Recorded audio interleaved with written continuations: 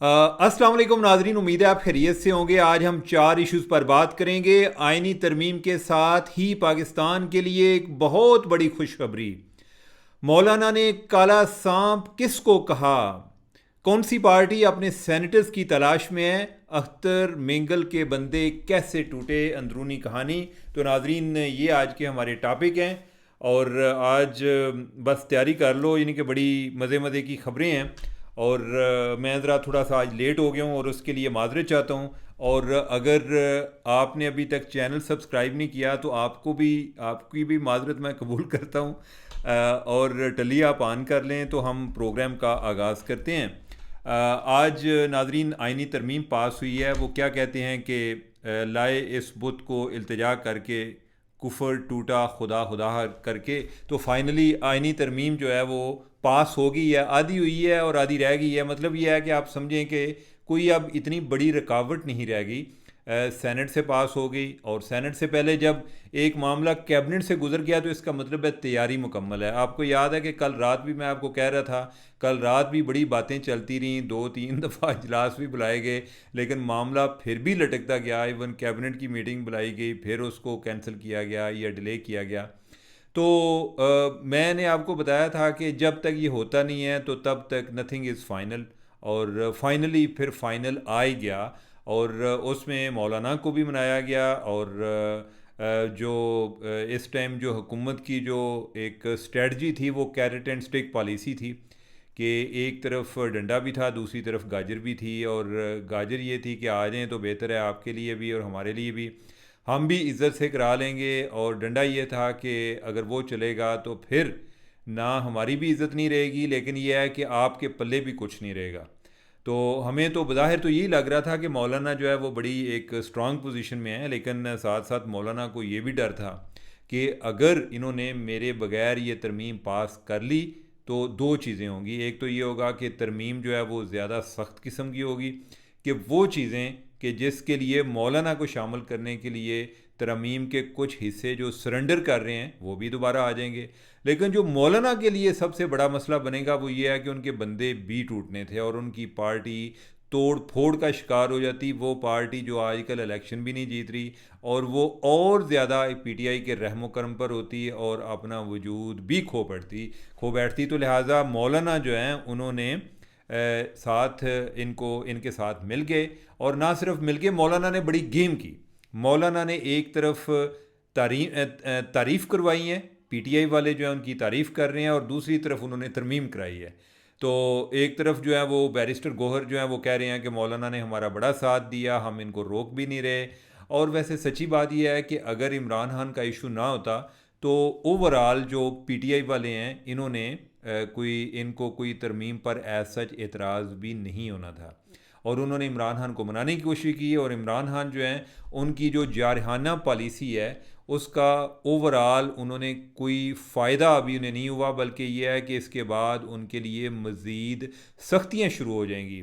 अब यही देखें कि हुकूमत जो करना चाह रही थी उनका ये ख्याल था कि जुडिशरी हमारे कंट्रोल से बाहर हो रही है और ये ज़्यादा जो है ना इन पर जो है ये जो एक इमरान खान जो है उनके सपोर्टर बनते जा रहे हैं। तो एक तो उन्होंने जुडिशरी को कंट्रोल करने की कोशिश की है। By the way, Imran Khan से हट के जो इस चीज़ में जो इन्होंने जो तरमीम की है इसका एक पहलू ये है कि ओवरऑल जो अदारे जब एक दूसरे से बेनियाज हो जाते हैं तो उनकी आपस में शरीकेबाजी भी शुरू हो जाती है। आपने सुना है कि जिस तरह एक रूटीन में जब हमने किसी के बारे में कहना होता है ना कि मुझे इसकी परवाह नहीं है, असी आने कि मैं ये करूँ कि रोटी खाना वा, मतलब यह है कि मुझे मेरी उस पर डिपेंडेंस नहीं है। और जब डिपेंडेंस आपकी एक दूसरे पर नहीं होती तो फिर बाज़ औक़ात जो है ना लड़ाइयाँ बहुत लंबी होती हैं।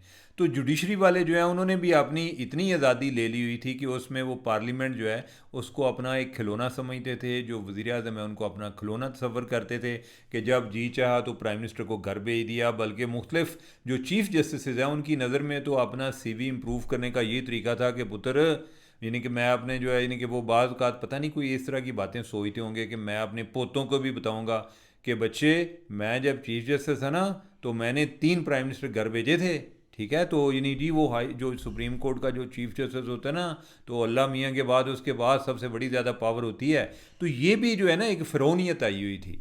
वो अब ये है कि अब एक दूसरे पे उनकी डिपेंडेंस हो गई है कि जो जजेज़ हैं वो उनको अपनी पहले तो परफॉर्मेंस रिव्यू होगा कि जो हाई कोर्ट के जजेज़ हैं वो जो पार्लिमानी कमेटी है जुडिशरी की वो इनकी परफॉर्मेंस को भी चेक करेगी कि ये किस तरह का काम कर रहे हैं। और दूसरा जो चीफ़ लगाने वाली बात है, चीफ़ जस्टिस लगाने वाली बात है, वो भी पार्लियामान जो है वो उसमें उनको एक वाजे एक सिग्निफिकेंट उनकी एक तादाद होगी जुडिशल कमीशन में, तो लिहाजा वो तय करेंगे कि कौन चीफ़ जस्टिस लगेगा। और जो इसी तरह जो आइनी बेंच है उसके हवाले से भी ये चीज़ें तय हो जाएंगी। तो लिहाजा अब जो एक जुडिशल एडवेंचरिज्म है उसके चांसेस कम होते जाएंगे। नादरीन, इसमें ये जो अभी सोल्यूशन आया है इसमें भी कोई प्रॉब्लम हो सकते हैं। एक तो ये ज़हन में रखें कि कोई भी फूल प्रूफ सोल्यूशन नहीं होता। जो पहले था उसमें भी तो मसले आ रहे थे ना, जो इनको बिल्कुल ये पार्लियामेंट से बेनियाज हो चुके थे, तो उस दौरान कौन से इन्होंने जो बैकलॉग है वो केसेस का ख़त्म कर दिया, वो भी चल रहा था।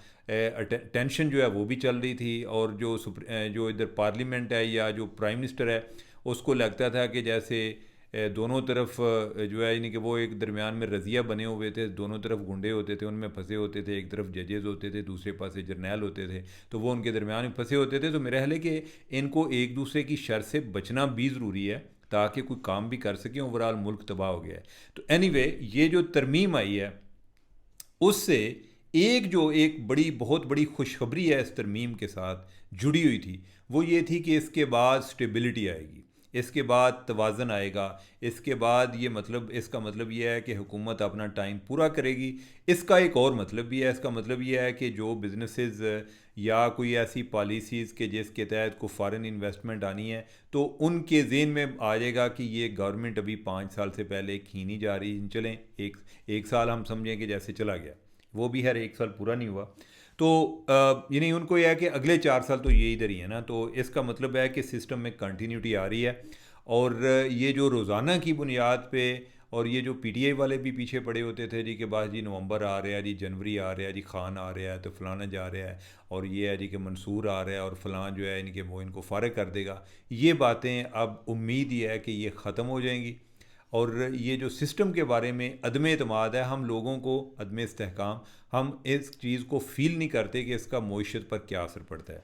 तो ये एक बहुत बड़ी खुशखबरी आइनी तरमीम की शक्ल में कि सिस्टम में अब स्टेबिलिटी आई है। दूसरा ये है कि मौलाना ने जो उन्होंने पीटीआई को भी खुश कर लिया है और साथ जो है उन्होंने गवर्नमेंट को भी खुश कर लिया है, और अपने आप को वो रेलिवेंट भी किया है, और अपना उन्होंने एक पिविटल रोल उन्होंने बना लिया जो कि बेसिकली पीटीआई का होना चाहिए था।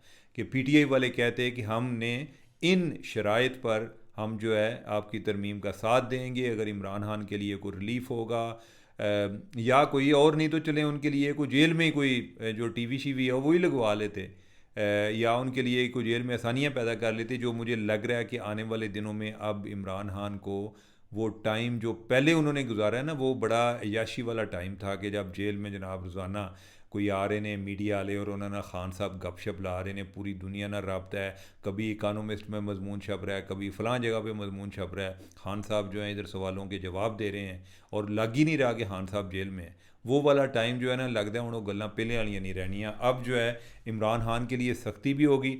अब जो है यानी कि मुझे नहीं लगता कि प्रेस टॉक भी अलाउड होगी कि आए दिन इमरान खान जो है उनकी स्टेटमेंट आए। अब इनके जो लोग भी मिलेंगे वो भी एक खबर होनी है जी कि फलां मिल के आया, खान की हालत की सी, जिस तरह कल कह रहे सन कि जनाब उन्होंने जनाब वो शेप जो है बहुत बढ़ गई हुई है।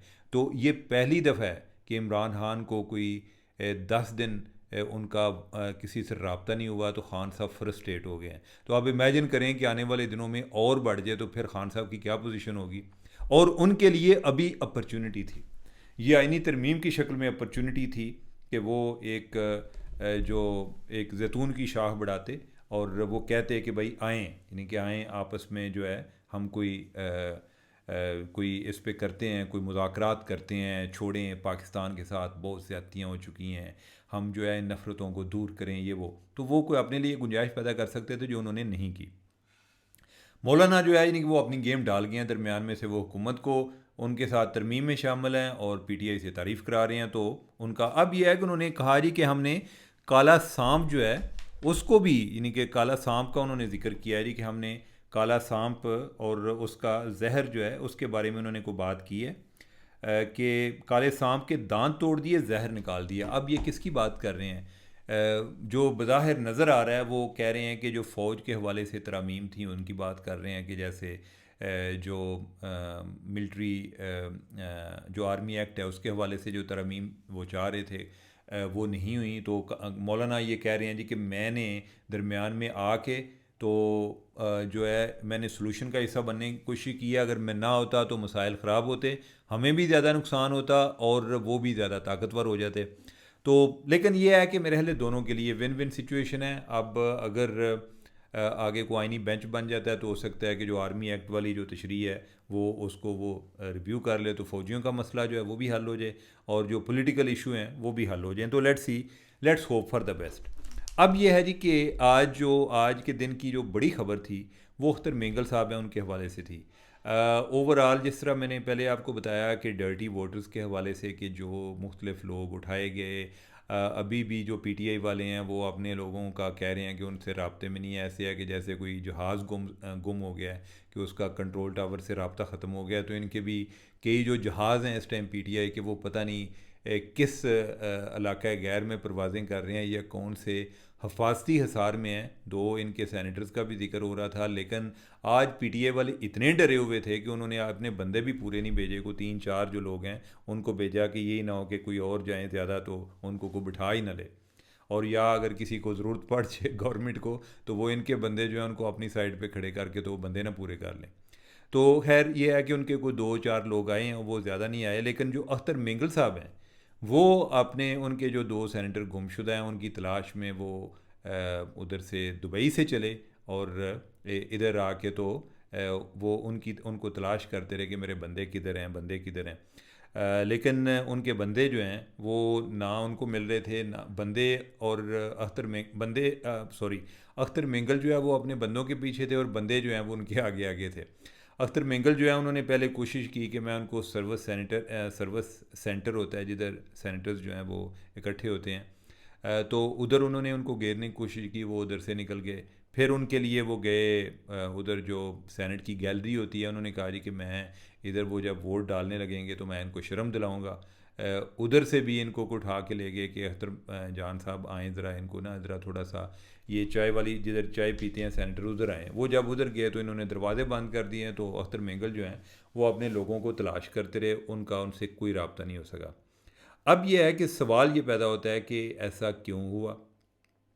जो सेनेटर हैं उनको ज़बरदस्ती ले जाया गया या कि वो ख़ुद इस मूव का हिस्सा थे, वो रज़ामंदी से गए। ये इसी तरह असल में हुआ है कि जिस तरह बाज़ कोई लड़की एक या लड़का को लव मैरिज कर लेता है तो वो लड़की के घर वाले आमतौर पे ख़ास तौर पे वो तलाश कर रहे होते हैं और वो उधर जाके अदालत में बयान दे जी कि मैंने अपनी मर्ज़ी से शादी की है और यानी जो उसमें फिर पेरेंट्स कुछ नहीं कर सकते। अब जो है इनके जो लोग हैं उनकी क्या राय है, यानी कि वो क्या कहते हैं कि हमने अपनी मर्ज़ी से सब कुछ किया है या कि उससे हट के किया है। तो इनका थोड़ा सा मैं आपको पहले बैकग्राउंड बता दूं, फिर आपको पता चल जाएगा कि ये कितने पार्टी के साथ कमिटेड हैं। बीएनपी मेंगल के साथ इनके जो जो हैं सेनेटर, इनका एक का नाम है कासम रोंजू और दूसरी हैं सेनेटर नसीमा एहसान। ये 2 सेनेटर हैं। अब ये है कि कासम रोंजू साहब जो हैं इनका जो क्लेम टू फेम है पैसा है, इनके पास पैसा बहुत ज़्यादा है और कुछ सियासी तौर पे ऐसे कोई फ़ाल नहीं थे। ये बीएनपी मेंगल साहब ग्रुप के साथ ऐसे ही थे जैसे आम तौर पे जो एक तासर होता है ना कि एटीएम वाला तासर, वो वाला था जी कि जो मुख्तलिफ लोगों ने अपने कोई स्पॉन्सर रखे होते हैं, कोई उनके जो काम होते हैं उनके करते रहते हैं, वो इनके काम जो हैं पैसों की जिधर ज़रूरत पड़ती है इनके कर देते हैं। अब ये है कि नहीं कि मैं एक आम तासर की बात कर रहा हूँ कि इनके हवाले से एक तो ये तो एक फैक्ट है कि overall he is a moneyed person, पैसे वाले आदमी है, तगड़े आदमी हैं, डीप पॉकेट्स हैं उनकी। जो जब इनको सेनेट का ये किस तरह सेनेट के कैंडिडेट बने, इनसे पहले बेसिकली जो इसकी सीट के लिए उम्मीदवार थे वो लश्करी रईसानी साहब थे। उनको इन्होंने जो मेंगल ग्रुप है इन्होंने उनको नहीं बनाया और जो इनको कासम साहब हैं इनको रोंजू साहब इनको सेनेट का टिकट दिया। तो उस टाइम भी बातें ये चली जी कि पैसे वाले आदमी और पैसे वाले आदमी जो हैं वो जिस तरीके से सेनेट में आते हैं, या वो तकरीबन हर पार्टी के पास हैं ऐसे लोग। अब जो नसीमा एहसान साहब हैं, ये भी को पहले को बीएनपी मंगल के साथ नहीं थी, इनका भी कोई जो ताल्लुक़ है थोड़ा बहुत वो बीएनपी अवामी के साथ था। तो ये भी जो हैं ये भी अमीर ख़ातून हैं, यानी कि इनकी जो वजह शोहरत है, यानी कि अच्छा पैसा इनके पास है, उधर तुर्बत साइड से हैं। तो लिहाजा एक तो ये है कि ये पैसे वाले लोग हैं, ये कोई वो उस तरह के जो नज़रियाती लोग होते हैं पार्टी के, वो नहीं हैं। अब जो पैसे वाले लोग होते हैं वो बड़े रैशनल भी होते हैं, उन्होंने ये देखना होता है कि सिर्फ वोट का ही मसला तो नहीं है, या वो उन्होंने ये देखना है कि हमारे उधर बिजनेसेस भी हैं, कोई बिजनेसेस हमने चलाने हैं, वो किस तरीके से चलने हैं। और दूसरा वो अपने आप को वो भी एक ये भी अपने आप को जवाज़ फ्राहम कर रहे होते हैं कि असी भी तो पैसे दे के आए हैं ना, मैं पता नहीं उन्हें देते नहीं या नहीं, लेकिन ये है। तीसरी जो है यानी कि वो उनका एक शिकवा जो उन्होंने अपने लोगों से किया है, जो मसलन सेनेटर कासिम है, उन्होंने भी ये किया। उन्होंने कहा जी कि मैं जो अख्तर मेंगल साहब हैं, ये हमें छोड़ के तो उधर जाके दुबई में जाके बैठ के हम इनको फ़ोन करते रहे कि जनाब की हो गया, सुई रिज़ाइन दे के चले गए हो, हम क्या करेंगे पीछे। तो वो कहते हैं कि उन्होंने हमें कोई खातिर में नहीं लाया। और फिर ये है कि उन्होंने कहा जी कि हम इस तरह की मुज़ामत वाला काम कर नहीं सकते। और फिर ये आपको पता है कि सितंबर में भी एक मूव चली थी, और उस टाइम सितंबर की जो मूव है उसमें भी इनके जो बीएनपी मंगल के जो लोग हैं इनको मुज़ाकरात के लिए इधर लाया गया था। इधर इनके एक जो बाप पार्टी के हैं, एक सेनेटर जो बुजिंजो साहब हैं, कुदूस बुजिंजो, जो कि पहले चीफ मिनिस्टर थे, वो इन लोगों की अरेंजमेंट की ड्यूटी उनकी लगी हुई थी कि आपने ये जो 2 सेनेटर्स हैं इनकी ज़िम्मेदारी इनकी थी। तो लिहाजा उनको जब पहले लाया गया था तो उस टाइम भी जो उधर कोयटा से जो बीएनपी मंगल के लोग हैं वो चीफ मिनिस्टर के जहाज़ पे इस्लामाबाद आए थे, स्पेशल प्लेन पे मुज़ाकरात के लिए। तो वो अगर आए थे तो इसका मतलब ये है कि जो बीएनपी के और भी लोग जो हैं वो भी ऑन बोर्ड होंगे। तो इसका एक एंगल ये भी होगा कि जो ओवरऑल जो अख्तर मेंगल साहब हैं वो अपनी पार्टी के जो दूसरे लोग हैं वो उनके साथ ऑन बोर्ड नहीं है। वजूहात क्या हैं, किस में प्रॉब्लम है, इनमें प्रॉब्लम है, उनमें प्रॉब्लम है, ये एक अलग से बात है। लेकिन ये जो मैं आपको बता रहा हूँ कि यानी कि अगर इन्हीं के लोग मुज़ाकरात भी किसी से कर रहे हैं और जिन लोगों ने वोट देना है वो इतना बहादरी का मुजाहरा कर दें, ये बहादरी है ना कि अपनी लीडरशिप जो है उसको डिफ़ाई कर दें। यानी कि ये एक जो तासर है, अगरचे नसीमा एहसान जो हैं उन्होंने पहले को आंसू वगैरह बहाए, लेकिन बाद में वो डट गई, उन्होंने कहा जी मैंने वोट देना है। अब ये है कि क्या उन्होंने अपने प्लस माइनस किए मुझे नहीं आइडिया, लेकिन आज जो है कोई रात तक जो अख्तर मेंगल हैं इनको तलाश ही करते रहे हैं अपने सेनेटर्स को, तो वो इनको मिल नहीं रहे थे। वो बाकी जो सेनेटर्स हैं उनके साथ बैठ के गप्पें लगा रहे थे, इन अदर सेंस के वो अख्तर मेंगल साहब जो हैं उनको अवॉइड कर रहे थे। अब जो अख्तर मेंगल साहब हैं उनके क्या चैलेंजेस हैं?